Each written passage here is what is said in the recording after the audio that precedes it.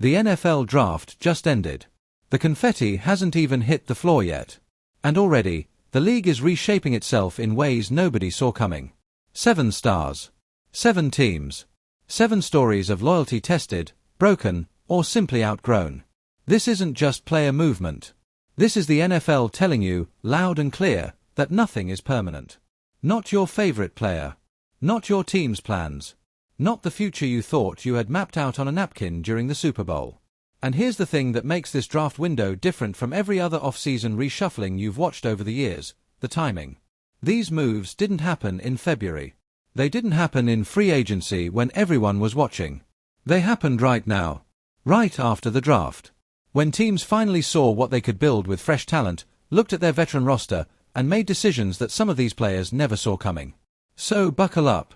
Because we're going through all 7 of them, one by one, and by the time we're done, you're going to understand not just what happened, but why it happened, and what it means for the 2025 NFL season and beyond.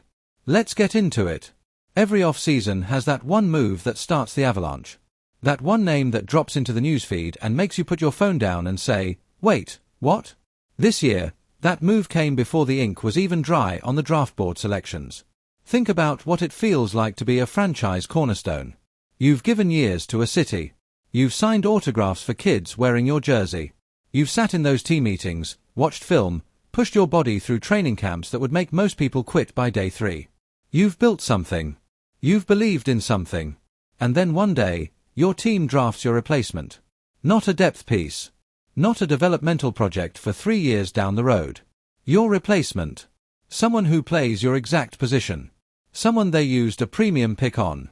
Someone the coaching staff starts talking about with that specific kind of excitement in their voice that you recognize immediately because they used to talk about you that way. That moment, that exact moment when a veteran player realizes what the draft pick means, that's where this story begins. And when that realization hits, one of 2 things happens.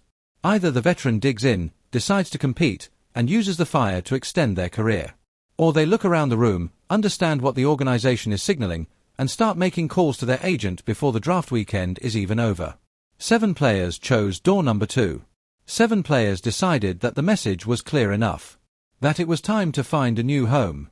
That their chapter with their current team had an ending, and that ending had just been written by a team executive sitting in a war room, clicking a name on a draft board. Let's meet the first one. There are players in the NFL who are bigger than their statistics. Players whose value to a franchise isn't just what shows up in the box score, but what they carry into the locker room every single morning. The way they talk to rookies. The way they prepare. The way they make everyone around them better without anyone even noticing it's happening. These players are impossible to replace. And they're also, unfortunately, the ones most likely to be undervalued when contract time comes, because front offices are built around measurables and leadership doesn't show up in a spreadsheet. Our first star built himself into exactly that kind of player. He came into the league with question marks. Not about his talent, everyone agreed he had that, but about whether he could put it all together consistently. Whether he could be the guy when games mattered most. Whether the flashes of brilliance would become the standard instead of the exception. He answered every single one of those questions. Loudly. Over years of performance that any team in the league would have been proud to point to. But here's where the NFL gets ruthless in a way that other sports simply don't. It's not enough to be great.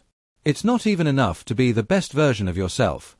You have to be the best version of yourself at a price point that fits into a salary structure that also has to accommodate 17 other moving pieces, all of which have agents who are also making calls and demanding their clients get paid accordingly. And sometimes, even when everyone agrees you're worth it, the math just doesn't work. The draft pick changed the math. The team invested in youth. In a younger version of what this player represents. In upside and potential and contract flexibility that a veteran simply cannot offer. And the moment that pick was made, the clock started ticking on this player's time with the franchise. He could have stayed. He could have accepted a restructured deal. He could have smiled for the cameras and talked about competition making everyone better. He didn't. He made the call. He asked for his release. And within 48 hours of the draft concluding, he was a free agent, standing at the beginning of a new chapter that he didn't plan for but that he was absolutely going to write on his own terms. The team that picked him up. They were waiting. They'd been watching his situation develop for weeks. They knew exactly what they were getting, and they knew the cost of waiting had just dropped dramatically now that his previous team had moved on. Sometimes the best thing that can happen to a player's career is getting cut loose at exactly the right moment. Sometimes the change of scenery doesn't just reinvigorate, it transforms. We'll find out if that's the case here by November. Nothing in professional football generates more heat, more debate, and more legitimate anxiety than quarterback uncertainty. You can have the best defense in the league. You can have elite playmakers at every skill position. You can have a genius coordinator drawing up schemes that would make opposing coaches lose sleep. None of it matters, and I mean none of it, if you don't have a quarterback who can execute under pressure when the season is on the line. Every team in the NFL knows this. And every team in the NFL approaches the quarterback position with a combination of hope, paranoia, and an almost desperate need to always have a plan B ready. That's why when a franchise drafts a quarterback in the early rounds, even when they have a starter in place, it sends shockwaves through the building. Because even if the coaching staff goes on record saying they're committed to their current guy, everyone in that locker room understands what an early-round quarterback pick means. It means the clock is ticking. Our second star in this story plays a position adjacent to the quarterback, one of those roles where your entire professional fate is intertwined with who's throwing you the football. When the team is committed to their passer, this player thrives. When the team is changing quarterbacks, everything about his game changes too. The routes, the timing, the trust, the targets. He'd built an entire identity around his connection with a specific quarterback. They had chemistry that took years to develop. The kind of wordless communication between a passer and a receiver, or a quarterback and a tight end, that you can't teach in an off-season and you can't manufacture with new talent. That connection was gone now. Not because of anything dramatic. Not because of a falling out or a contract dispute or a blow-up in the locker room. But because the team had moved in a different direction at quarterback, and this player understood, with a clarity that was almost mathematical, that the offense being built around the new guy simply wasn't going to feature him the same way. He could have stayed and hoped to adapt. He could have trusted the process. Instead, he trusted himself. He understood his own game well enough to know where he would fit and where he wouldn't. And he had the self-awareness, the kind that only comes from years of professional experience, to make the move before he became an afterthought. The team that scooped him up immediately had a press conference. Their head coach couldn't hide the smile. Because they'd been desperate for exactly this kind of veteran presence to pair with their young core, and now, thanks to the post-draft reshuffling, they had it. This is how the NFL works in ways casual fans sometimes miss. One team's addition in the draft creates a subtraction that becomes another team's solution. The league is a giant, living puzzle. Every piece moves, and every move creates a new opening somewhere else. Let's talk about loyalty. Real loyalty. The kind that gets tested not in the good years, but in the years when everything is hard. Our third player in this story had it. He gave it completely and without reservation to a franchise that had drafted him, developed him, and watched him grow from a nervous rookie into one of the most respected players at his position in the entire league. He stayed through coaching changes. He stayed through losing seasons that tested everyone's patience. He stayed through the years when other players left for bigger money and he chose to accept less because he believed in what the organization was building. That is not a small thing. In a league where players move constantly, where the business side of football can make loyalty feel like a financial mistake, choosing to stay is a genuine sacrifice. And it's one that typically gets rewarded, either with success, or with respect, or ideally with both. This player waited for the reward. He believed it was coming. The draft told him something different. When teams invest multiple picks into a position, they're sending a message that goes beyond roster construction. They're signaling a future that may or may not include the player currently holding that spot. And our third star, sitting at home, watching the draft coverage, seeing his team use those picks, felt something shift. Not anger, at least not right away. More like the quiet recognition of a conversation that hadn't been spoken out loud yet, but that was absolutely happening. The front office was having it. His agent was beginning to have it. And now, he was having it with himself in his own living room. The call from his agent came quickly. The options were discussed. And what made this particular situation different from the others, what gave it an emotional weight that you could feel even through the official statements and the carefully worded social media posts, was that this player genuinely did not want to leave. He wanted to be wrong about what the draft meant. He wanted to believe the organization had a plan for him alongside the new picks. He wanted someone to look him in the eye and say, "You are still part of this." Nobody said that. And so he left. Gracefully, professionally, with the kind of dignity that comes from a man who knows his own worth and refuses to beg for recognition. He posted a thank you message to the city and the fans that had supported him. He meant every word. The fans who responded knew he meant it. That's the thing about these post-draft departures that doesn't always get captured in the transaction wire updates. Behind every player movement is a human story. A man who cared about something deeply enough to give years of his life to it, and who now has to walk away and start over. He'll be okay. Players like him are always okay. The talent travels. The work ethic travels. The competitive fire travels. But something stays behind when a player like that leaves a city. A version of what could have been. A ghost of the future that both sides quietly let go of when the deal fell apart. Defense wins championships. You've heard it 1,000 times. You'll hear it 1,000 more.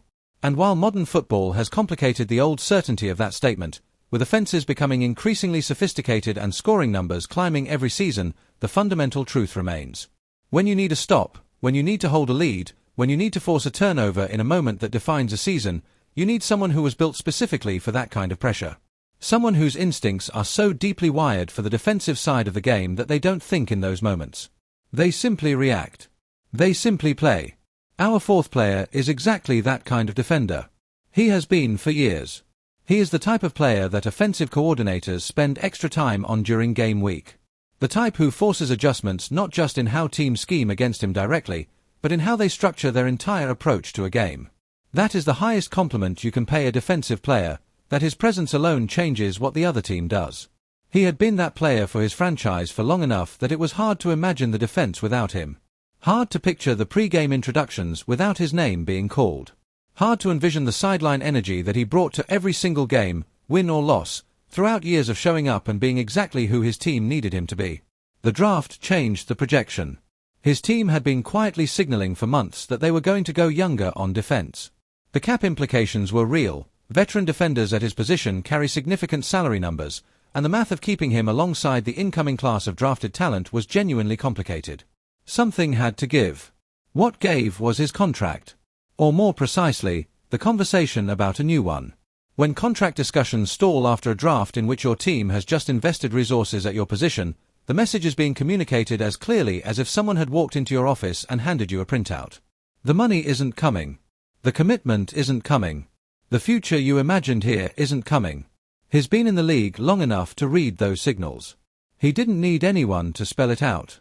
He made the decision to seek a trade rather than wait to be cut, preserving what leverage he had left while making it clear he wasn't going to simply accept being phased out.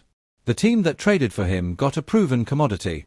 They got the kind of veteran leadership that you simply cannot develop through a draft pick, no matter how talented that pick might eventually become.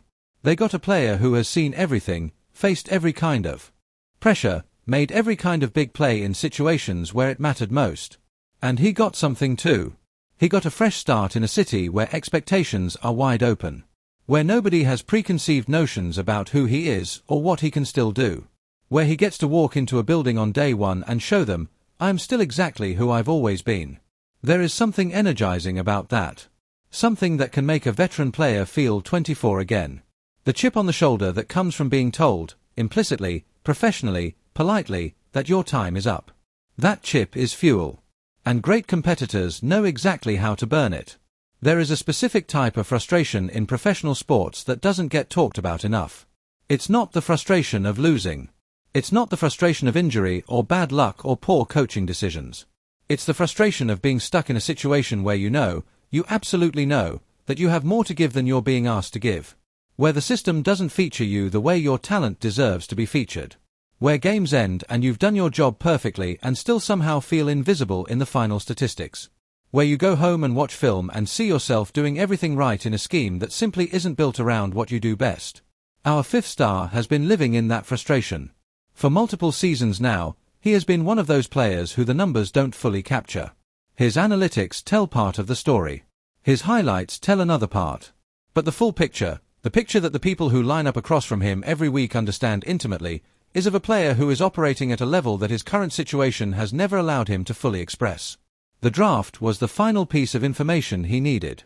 When his team spent their picks on younger receivers, players who fit the scheme more naturally, who would be cheaper, who could grow into the system from the beginning rather than having to adapt to it, he had a very clear-eyed conversation with himself and then with his representatives. He requested a trade within 3 days of the draft ending. The request itself wasn't a surprise to the front office. These things rarely are, The conversations happen in layers before the official ask comes. Agents talk to agents.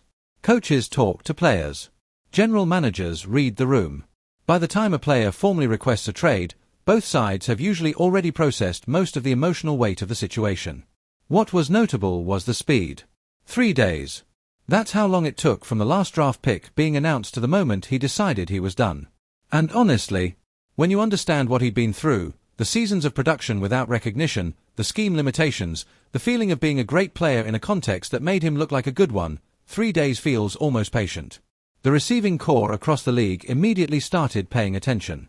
Because every team with a quarterback who can push the ball down the field understood that a receiver of his caliber suddenly becoming available was not a normal event. This was the kind of player movement that shifts power balances. That changes win projections. That makes opposing defensive coordinators stare at their whiteboards trying to figure out how to account for someone they know is going to be a problem. He landed somewhere that made sense. Somewhere the offense is built around taking shots. Somewhere the quarterback's arm and his ability to separate and attack deep coverage are a natural match. His first training camp with the new team is going to be worth watching. Because players who've been held back tend to show up with something extra once the chains are off. Nobody throws a parade for offensive linemen. Nobody puts them on magazine covers during the regular season. Nobody's jersey sales are driven by interior offensive line play, regardless of how critical that play is to everything a team is trying to accomplish. The unsung nature of the position is one of the longest-running realities of professional football. And the players who dedicate their careers to that work, the ones who spend 15 years protecting quarterbacks, creating holes in run games, winning the battles in the trenches that determine the outcome of possessions, they know going in that the recognition gap exists. They accept it as part of the job.